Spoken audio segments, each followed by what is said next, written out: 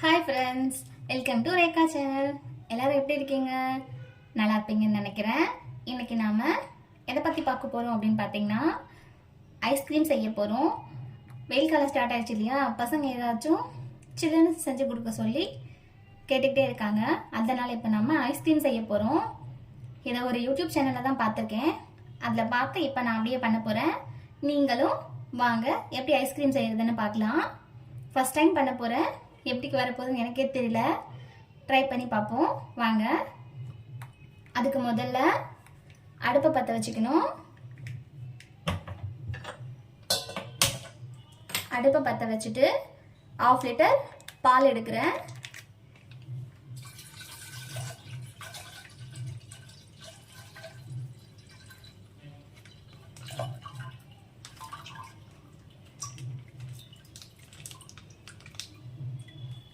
½ litre பால் எடுத்திருக்கேன். நான் ஆரோக்கியம் எடுத்திருக்கேன். நீங்கள் உங்களுக்கு வேணுன்ற பாலை எடுத்துக்கலாம். ½ லிட்டர் பால் சேர்த்துருக்கேன். இந்த பால் நல்லா கொதிக்கணும். அந்த பால் கொதிக்கிறதுக்குள்ளே நாம் அதோட சேர்க்கறதுக்கு கார்ன்ஃப்ளவர் மாவு வேணும். அதை எப்படி ரெடி பண்ணுறதுன்னு பார்ப்போம். இப்போ ஒரு பவுல் எடுத்துக்கிட்டு அந்த பவுலில் 2 டீஸ்பூன் கார்ன்ஃப்ளவர் மாவு சேர்த்துக்கணும். நான் ½ லிட்டர் பால் வச்சு ஐஸ்கிரீம் பண்ண போகிறேன். அதுக்கேற்ற மாதிரி நான் கார்ன்ஃப்ளவர் மாவு 2 ஸ்பூன் சேர்த்துருக்கேன். நீங்கள் 1 லிட்டர் வச்சு ஐஸ்கிரீம் செய்யணும் அப்படின்னு ட்ரை பண்ணிங்கன்னா 4 ஸ்பூன் கார்ன்ஃப்ளவரை சேர்த்துக்கணும். அதோட நார்மல் டெம்பரேச்சரில் இருக்கிற வாட்டர் சேர்த்து கட்டி இல்லாமல் கலந்துக்கணும். கட்டி இல்லாமல் கலந்துட்டு இதை நாம் அந்த கொதிக்கிற பாலோட சேர்க்க போகிறோம்.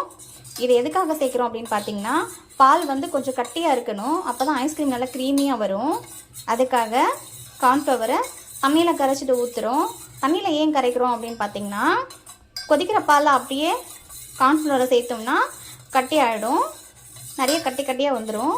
அதனால் நார்மல் டெம்பரேச்சரில் இருக்கிற வாட்டரை ஊற்றி நல்லா கரைச்சிட்டு கட்டி இல்லாமல் கார்ன்ஃப்ளவரை சுத்தமாக கொஞ்சம் கூட கட்டியே இல்லாமல் நல்லா அதை மிக்ஸ் பண்ணி இதை பாலோட சேர்த்து கொதிக்க வைக்க போகிறோம். இப்போ நான் பாருங்கள், அந்த 2 ஸ்பூனோட கார்ன்ஃப்ளவரை நல்லா மிக்ஸ் பண்ணிட்டேன். இப்போ பால் காஞ்சிட்ருக்கு. பால் நல்லா கொதிக்கணும். எவ்வளோ கொதிக்குதோ அவ்வளோக்கு அவ்வளோ ஐஸ்கிரீம் நல்லாயிருக்கும். இப்போ பார்த்திங்கன்னா பால் கொதிச்சு பொங்க வருது. இப்போ ஒரு கரண்டி வச்சு நாம் அதை கிண்டிக்கிட்டே இருக்கணும். நல்லா கிண்டி விடுங்க.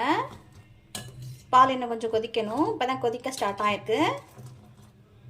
இன்னும் கொஞ்சம் நேரம் கொதிச்சதுக்கப்புறம் இதில் நம்ம கரைச்சி வச்சுருக்கோம் இல்லையா, அந்த கார்ன்ஃப்ளவர் மாவை சேர்க்க போகிறோம். நான் பாலில் தண்ணி எதுவுமே சேர்க்கலை. தண்ணி சேர்க்காம தான் கொதிக்க வச்சுக்கிட்டுருக்கேன். நீங்கள் தண்ணி சேர்த்து கூட கொதிக்க வச்சுக்கலாம், அது உங்களோட இஷ்டம். இப்போ நல்லா கொதிக்க விட்டு ஒரு 10 நிமிஷத்துக்கு அப்புறம் கார்ன்ஃப்ளவர் மாவை பாலோட சேர்த்து கொதிக்க வைக்க போகிறோம். பால் நல்லா கொதிச்சிருச்சு. இப்போ நாம் கரைச்சி வச்சிருக்கிற கார்ன்ஃப்ளவரை அதோட சேர்க்க போகிறோம்.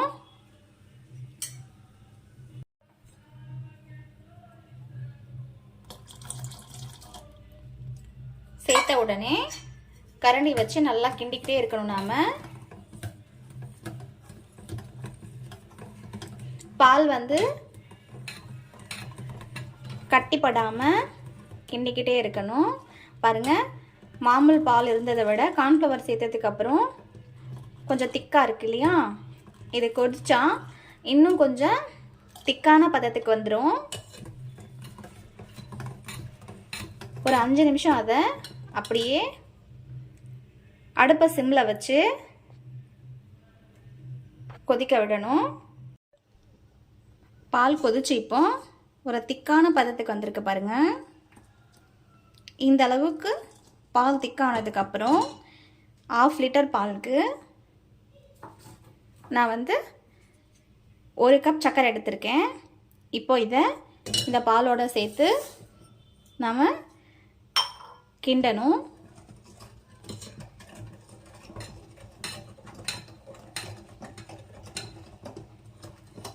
பாலில் சர்க்கரை வந்து சுத்தமாக கரைஞ்சிடணும். அப்படியே ஒரு 10 நிமிஷம் கொதிக்க விடுங்க.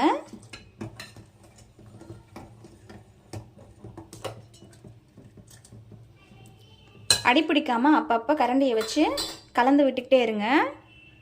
அப்போ தான் ஐஸ்கிரீம் வந்து ரொம்ப நல்ல பதத்தில் நமக்கு கிடைக்கும். முன்னை விட பால் இப்போ நல்ல ஒரு கெட்டி பதத்துக்கு கொதிச்சிருச்சு பாருங்கள். இப்போ நம்ம என்ன பண்ணணும் அப்படின்னு பார்த்தீங்கன்னா, அடுப்பை ஆஃப் பண்ணிடணும். ஆஃப் பண்ணிவிட்டு வெண்ணிலா எசன்ஸ் சேர்க்க போகிறோம். நமக்கு எந்த பிராண்ட் வேணுமோ அது சேர்த்துக்கலாம். நான் வந்து இப்போ வெண்ணிலா ஐஸ்கிரீம் பண்ணுறேன். அதனால் வெண்ணிலா எசன்ஸை 1 கப் அளவு சேர்த்துக்க போகிறோம். இந்த மூடியில் 1 மூடி அளவுக்கு வெண்ணிலா எசன்ஸ் நான் எடுத்திருக்கேன். நீங்கள் இன்னும் கொஞ்சம் ஃப்ளேவர் வேணும் அப்படின்னா இன்னொரு மூடி கூட நீங்கள் ஊற்றிக்கலாம். அடுப்பு ஆஃப் பண்ணிட்டு தான் ஊற்றணும். 1 கப் அதை 1 மூடி சேர்த்துட்டு நல்லா மிக்ஸ் பண்ணி விடுங்க. இப்போ இந்த பால் வந்து 1/2 hour நல்லா ஆறணும். கொஞ்சம் கூட சூடே இல்லாத அளவுக்கு சுத்தமாக ஆறிடணும். இப்போ பாருங்கள், பால் நல்லா நான் 1 மணி நேரம் ஆற வச்சுருக்கேன். நல்லா அடுப்பை ஆஃப் பண்ணும்போது இருந்த திக்னஸை விட இப்போ இன்னும் கொஞ்சம் திக்காக இருக்குது. இப்போ நான் என்ன பண்ண போகிறேன்னு பார்த்தீங்கன்னா, இதை ஒரு கண்டெய்னரில் ஊற்றி இந்த மாதிரி ஒரு ஸ்டீல் பாக்ஸ் எடுத்திருக்கேன். நீங்கள் பிளாஸ்டிக்கில் கூட சேர்த்துக்கலாம். இப்போ இந்த பாலை இதில் சேர்த்துக்கணும்.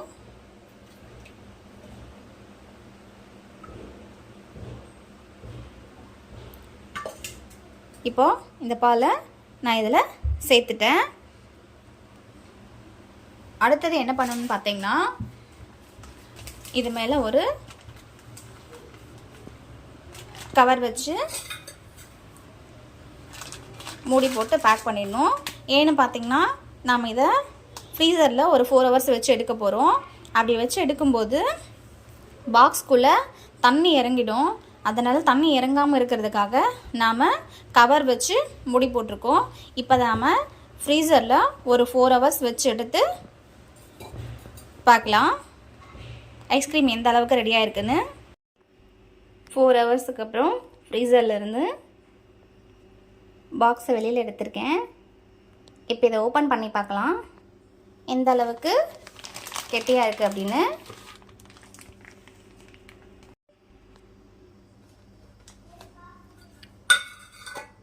ஓப்பன் பண்ணி பார்ப்போம் எவ்வளோ கெட்டியாக இருக்குன்னு. ஓரளவுக்கு கட்டியாக இருக்குது பாருங்கள், இந்த அளவுக்கு கட்டியாக இருக்குது. இப்போ அதை நாம் ஃப்ரீசரில் வைக்க போகிறோம். ஒரு தடவை மிக்சியில் நல்லா அடிச்சுட்டு கட்டி கொஞ்சம் கூட இல்லாத அளவுக்கு லைட்டாக கட்டியாக இருக்குது பார்த்தீங்களா, கொஞ்சம் கட்டியாக இருக்கு இல்லையா, அது எல்லாமே மிக்ஸ் ஆகிறதுக்காக மிக்சியில் ஒரு தடவை நல்லா அடிச்சுட்டு அப்புறம் நாம் ஃப்ரீசரில் வைக்கலாம். வாங்க மிக்சியில் ஒரு அடி அடிச்சுட்டு வந்துடுவோம். இப்போ பாருங்கள், அடிச்சுட்டு வந்துட்டேன். நல்லா ஒரு க்ரீம் கன்சிஸ்டன்சி வந்துடுச்சு பாருங்கள். இப்போ இதை ஃப்ரீசரில் 8 மணி நேரம் வச்சு எடுக்கணும். அதே மாதிரி இந்த பாலித்தீன் பேப்பரை இதுக்கு மேலே வச்சு இப்போ மூடி போட்டு ஃப்ரீசரில் வச்சிடலாம். 8 மணி நேரத்துக்கு அப்புறம் ஓப்பன் பண்ணி எப்படி இருக்குன்னு பார்ப்போம். இப்போ பாருங்கள், 8 மணி நேரத்துக்கு அப்புறம் ஃப்ரிட்ஜிலேருந்து வெளியில் எடுத்து வச்சுருக்கேன். இப்போ ஓப்பன் பண்ணி பார்க்க போகிறோம் எப்படி இருக்குன்னு. எந்த அளவுக்கு கட்டியாக இருக்குன்னு தெரியல. வாங்க ஓப்பன் பண்ணுவோம்.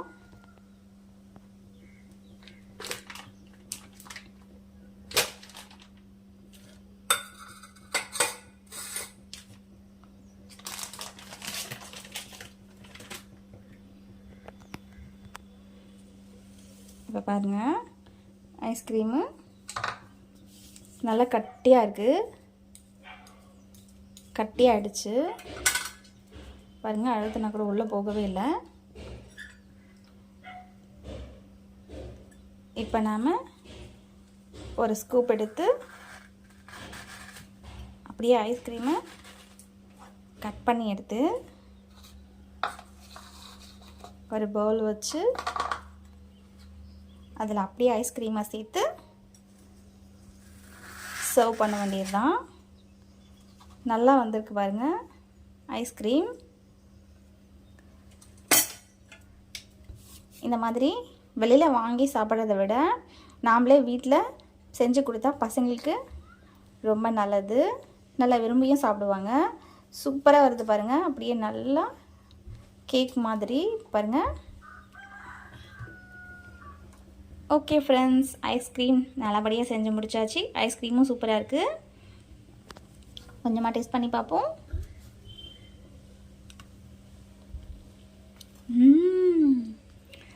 சூப்பராக இருக்குது. நீங்களும் உங்கள் வீட்டில் இந்த லீவில் உங்கள் குட்டீஸ்க்கு ஐஸ்கிரீம் செஞ்சு கொடுத்து ஹாப்பியாக இருங்க. ஓகே, நம்ம வீடியோ பிடிச்சிருந்தா லைக் பண்ணுங்கள், ஷேர் பண்ணுங்கள், கமெண்ட் பண்ணுங்கள், சப்ஸ்கிரைப் பண்ண மறந்துடாதீங்க. Bye friends.